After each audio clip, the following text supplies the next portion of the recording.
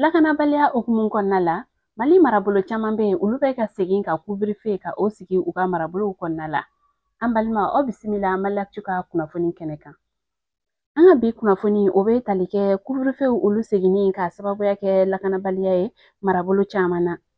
Kayikaw fɛ yen, kabini août kalo tile 31 olu seginna ka na ni couvre-feu ye ka yira k'a fɔ ko a bɛna daminɛ karidon août kalo tile 31 ka taa bila tarata donna septembre kalo tile 30 ko wa a heures bɛ daminɛ minuit la ka taa bila sɔgɔmadafɛ nɛgɛ kaɲa 5 la.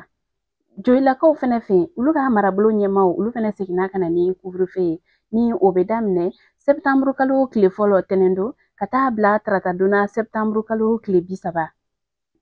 Olu fɛnɛ ta waatiw bɛ daminɛ minuit la ka taa bila sɔgɔmadafɛ nɛgɛ kaɲa 6 la. Wa o fɛnɛ tɛmɛlen kɔfɛ ka kɛɲɛ ni septembre kalo tile 2 ye, Segu ye marabolo ɲɛmaw fɛnɛ seginna ka na ni couvre-feu ye. O bɛna daminɛ arabadon septembre kalo tile 3 ka taa bila alamisa donna octobre kalo tile 2 san 2025. O waatiw fɛnɛ bɛ daminɛ minuit la ka taa bila sɔgɔmadafɛ nɛgɛ kaɲa 5 la.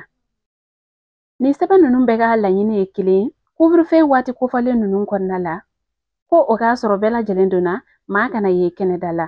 Hali n'o y'a sɔrɔ mɔgɔ minnu bɛ bolimafɛnw na, fo k'a dabɔ finitigilakaw olu ka bolimafɛnw ni o ye an ka lakana tigilamɔgɔw ye, ale ni kɛnɛya tigilamɔgɔw olu ka bolimafɛnw ni o ye ambulance ye.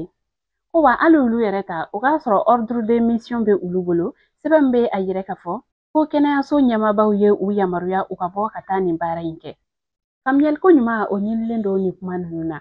An balimaw ni kibaruya ni kun b'an bolo ka da u tulo kan, ani ce aw ka kulomajɔ la aw k'an bɛn sanga wɛrɛ.